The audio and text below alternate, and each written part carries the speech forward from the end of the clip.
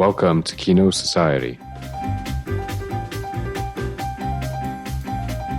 with Owen Shapiro. Welcome back to Kino Society, a podcast where you listen to me say stupid things about movies. Today's guest is Suzuki Ingerslev, an art director and production designer with more than 28 years of experience. Her best-known design credits include 6 Feet Under, Shark, In Treatment, Here and Now, and True Blood. Also, her list of accomplishments include 3 ADG nominations and 13 Emmy nominations. We're talking with the true expert here. Can you tell us a bit about yourself? Basically, I grew up in Southern California and never really had a big desire to become into the film industry. And then I went away to college and I met some friends and they kind of were telling me about the film industry. And my boyfriend at the time, his father worked at NBC and he was always saying, don't become an architect, you should become an art director. And I'm like, I don't even know what that is. So I begrudgingly actually came into the film industry thinking like, I'm not sure if this is really what I want, but then I have no regrets. So you went to university for architecture in general, and you ended up being a production designer. Even more random than that. I was a physics major, switched to architecture, and then I practiced for like 6 years, and it just wasn't, what I thought it would be. I thought it'd be a little bit more glamorous, designing like amazing houses all the time, and the money was tight, and I had an opportunity to interview for Days of Our Lives as a draftsperson, taking my architectural skills and parlaying them into the film industry. So that's kind of how that came about. So do you think your architecture actually ended up influencing your production design at all? Big time. I studied so much architectural history, and I'm just like by nature an architecture lover. So if I go on a trip, I'm taking pictures of architecture more than people and places. And so once you get into the film industry, you get to design so many different things, and just having a knowledge of all the different styles that exist throughout history or culturally, or even just like fantasy, you just have such a great background for that. And also starting off as a draftsperson, knowing how to draft and actually build sets actually came in very handy. So architecture can actually better production design in a way as if it were influencing the design overall.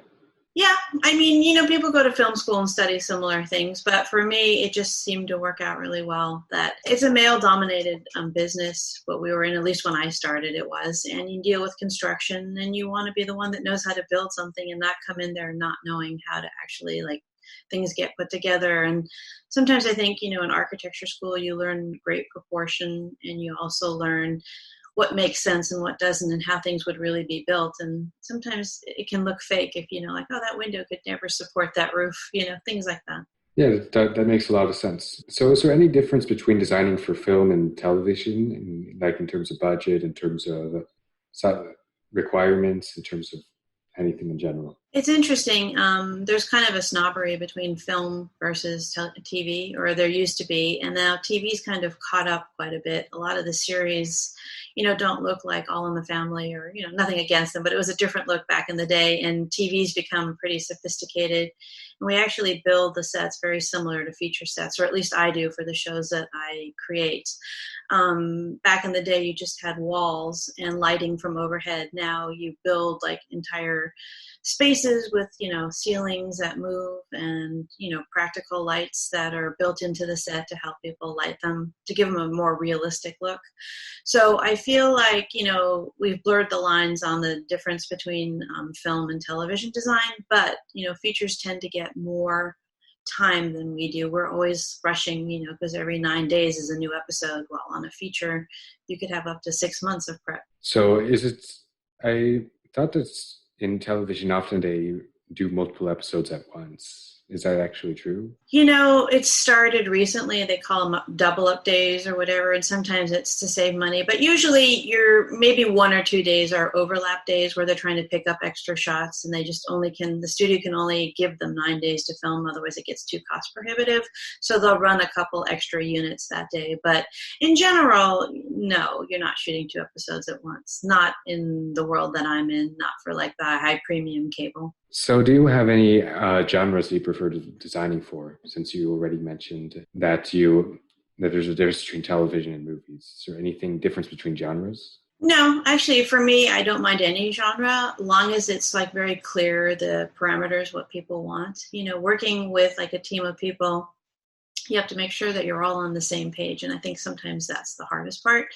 But what I look for, whether it be, a romantic comedy or whether it be, like a True Blood, is a lot of characters. And then you can develop the characters further and create these kind of great worlds. And I think to me, that's what I like most, when it's really character driven and the people are unique and you can sit down with the writers or the directors and the actors and kind of create their world. So for me, I like doing all of that stuff. And I like the challenge of doing different things. So what information do you have based off of what worlds you want to create, such as a director give you any info on what kind of worlds they want and how do they present that? It depends on the show. When I worked with Alan Ball a lot, he created 6 Feet Under and True Blood and Here and Now. And in his scripts, he's so descriptive, and you can kind of get into his mind, especially after working with him for a long time. Like, he can say one word, and I'd be like, okay, I get it. I get what you want. And he has a little bit of input. In television, the directors don't always have as much input unless they're starting the series. Usually you have a lot of guest directors, and when they're there, it's more as a guest, and you have to kind of keep the continuity and know what's going on the show more than what they would know. So producers tend to step in. But to me, that's like, I work with my decorator and I work with construction and my art director.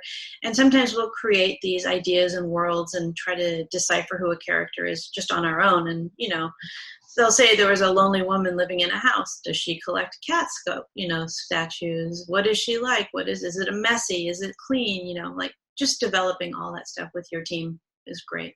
Is there any times that you have to do things more individually, or is there any ways that the team is sanctioned off to do separate things in particular? No, we're usually all pretty much a team. I'm the one that tends to go out, gather all the information. I'm the hunter-gatherer. I get all the notes from directors and producers and scripts, and then I kind of put it in my little think tank and then try to come up with concepts and ideas.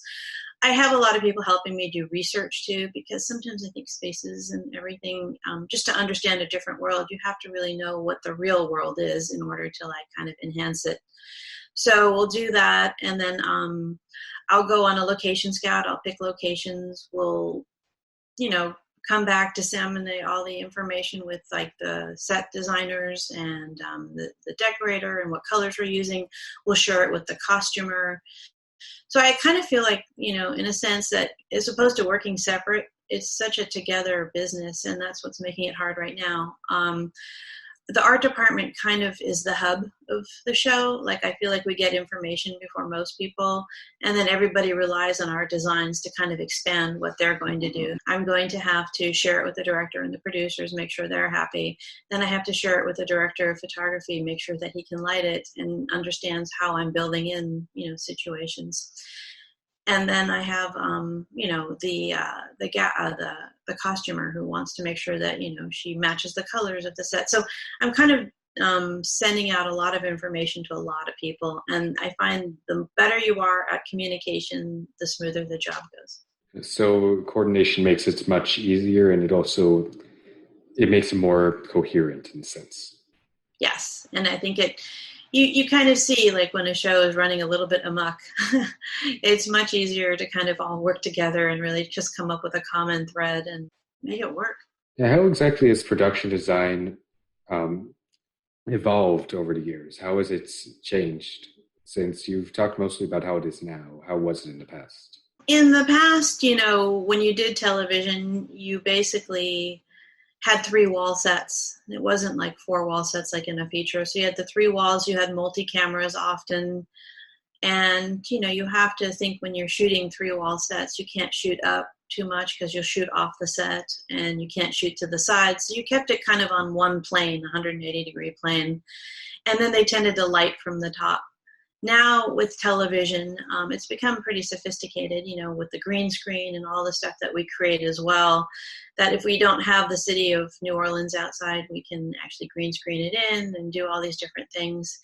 And it also comes down to building, like, we build a house like a real house. People walk on my sets and they're like, this feels like a real house, because we're making it 360 degrees contained. So pretty much the camera can go in any direction that it wants to, up, down, sideways, through doorways.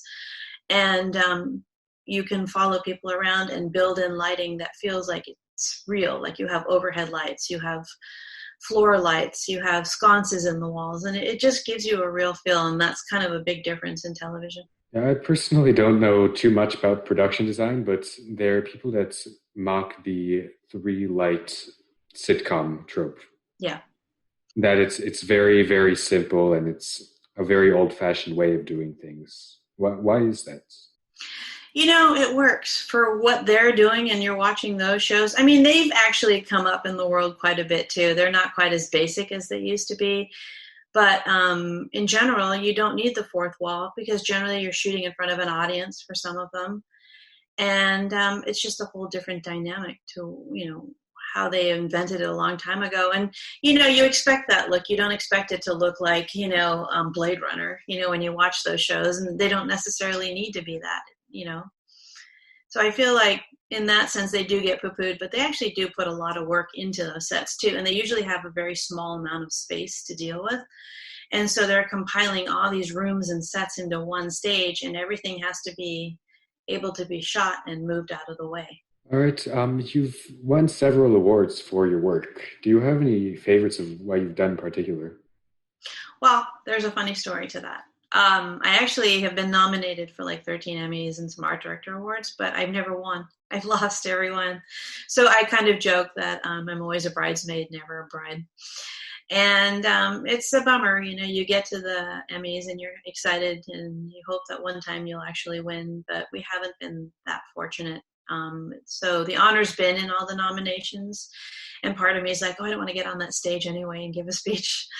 But my favorite shows, are shows that I remember because of the people as well. Like 6 Feet Under, we're all still really close, and True Blood is amazing. We got to design such a birth of sets, like from vampire headquarters to swamps in the South and, cemeteries. I mean, it was just such again, as I've said, so much character-driven sets that when you get to do a fairy strip club, I mean, it's just one of those things. So those were magical shows for me, those two, for sure. Yeah, between 6 Feet Under and True Blood, those two seem to have a lot of variety between them. Oh my God. I think we sat down once and we figured, between sets and locations on both shows, there's over 2,000 sets and locations just in those shows. Is there anything else in movies or TV that you've actually been really impressed by? Like, is it that you think is really particularly interesting? Maybe one movie or show in particular that influenced your own work? A long time ago, I watched that Baz Luhrmann Romeo and Juliet. And I love that. And I thought, like, wow, the attention to detail in that movie was amazing. Whether it was like, seeing the side of the curb painted or those beautiful neon crosses in the church. I felt that was such a visual feast.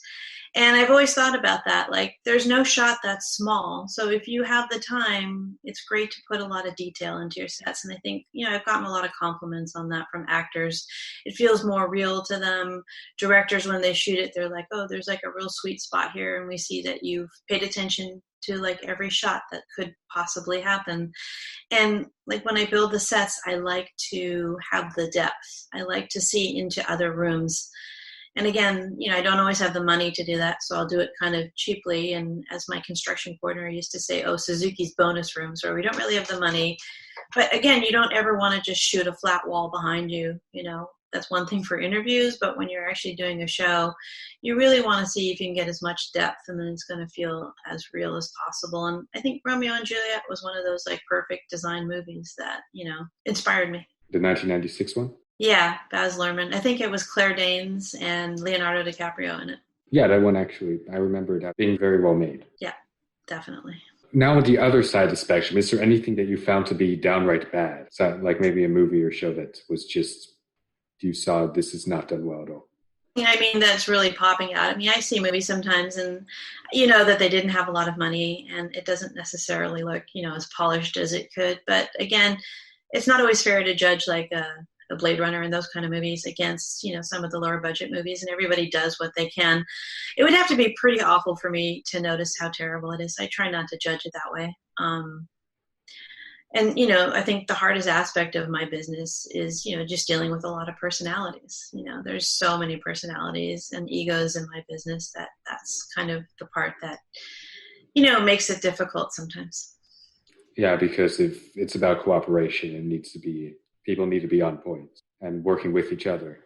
Yeah, and they need to be kind to each other. And I feel like when a show is dysfunctional starting at the top, it kind of trickles down. And it's so much better when everybody just pulls their weight, does their job, and actually cares about the material. Yeah, on your website, you actually have a few pre-renders of some sets. How exactly does that work? How does the pre-rendering apply to the sets or the vision of the rendering? For me, it actually helps me out more than anybody. I like to use Photoshop, so I will do like a quick little rendering, scan it in, and then I can color it in. And I feel like I can throw in wallpapers and furniture. And, when you're dealing with sets that could cost upwards of like $1 million, you don't want to create something and everybody's going to be like, oh, I thought it was going to be a Tudor, not a Spanish style house, So I don't leave any of that stuff to chance. So I try to render it as close to what my vision is, to get everybody on board, and not just producers, but also my team and my decorator. They can see what vision I'm going for. And the colors, if anybody has any, decisions on colors, because, in the old days, they used to kind of do pencil sketches. And again, you don't see really color there. It's like so great to have like the Photoshop and the SketchUp now, where you can actually create these mini worlds and lights and really show it to people just to cover yourself. Yeah. So once that vision is in place, what is the process of transforming it into something to be used in a movie? It's big. We have these things called basic sets. So if you watch True Blood or 6 Feet Under, one was the funeral home and the other one was like Merlot's bar. Those are your basic sets, and you're going to be in those like every episode. So a lot of thought and time actually gets put into those because, directors get tired of shots, actors get tired of being in one room. So you try to make them as diverse as possible. So usually I take a little more time, like a week or two, to design those and make sure everybody's on board. But then once it's designed, you've got to draw it. So you have a drafts person that goes in there, one or two, and they create all the details so that you can actually build off of it, And so the construction crew then gets it and bids it, and they paint it and they plaster it and they weld it. I mean, there's so many like people that go into it. And then after we finish it, the decorator, they all come in to furnish it, and the lighting people, usually fighting with the decorating team, to get in there and see who's going to have the time allowed in the set before we shoot it. So they want to light it, they want to decorate it, and then actors sometimes want to rehearse in it. So you have to be at least 2 months out, at least, to kind of get like a big set like that up and ready and not rush it, But on swing sets is what we call a swing set, is when it's like going to be used maybe one time in an episode. I usually have like a day to design that, not very much. And I try to get it out as quickly as possible because in 9 days, or 10 days, you could be filming that set. So not as much time and thought goes into that, or money, because it's going to come down. So how does set design in particular affect the audience's impression of the film? I feel like if we do our job well, it's just continuing telling the story. If it's too distracting, then we didn't do our job. It shouldn't just be about production design, unless it's like, one of those, unrealistic kind of quirky, funny movies. But in general, the background should go seamlessly with the actors and what they're doing. And it can create mood. You can make a room darker, lighter. You can tell the character's story really quickly. Are they poor? Are they rich? Are they unhappy? Are they hoarders? There's so many like things that we get to tell. But again, I don't want the room to be a hoarder's room and that's all you see. You should see the character in that space. So I feel like you can manipulate a little bit the audience emotions towards, the characters. But in general, it's up to the actor to really pull off that part. Yeah, about the sillier, more unrealistic kinds of films. So how does set design work in those? That's something you have to talk about with the producers and director head. Do they really want to stylize it and make it crazy and funny? And I haven't really had to do anything that wild. For me, everything that I do, I try to like ground it in reality. So I said to Alan when we were talking about True Blood, let's make it really about Louisiana and the world of Louisiana. And then these supernatural creatures just happen to be running amongst everybody. And that makes it even scarier in a weird way, or more interesting, right? Because it's the world that you know. And yet there's all these like supernatural people that run around in it.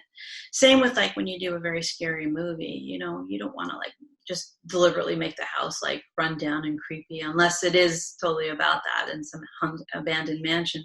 But you want to like make it scary. Like when you think of some of the horror movies you've seen, it's taking place in a house that you live in. The phone rings downstairs and you're upstairs, you know.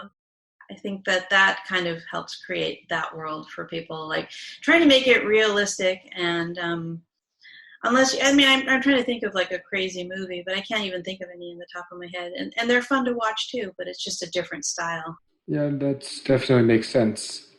So I have actually seen a little bit of True Blood, and I noticed that it did seem much less like a vampire thing and more like something with vampires that took place in the actual world. And that was more so with just the environment that they set up. And that's what we tried for basically the first years.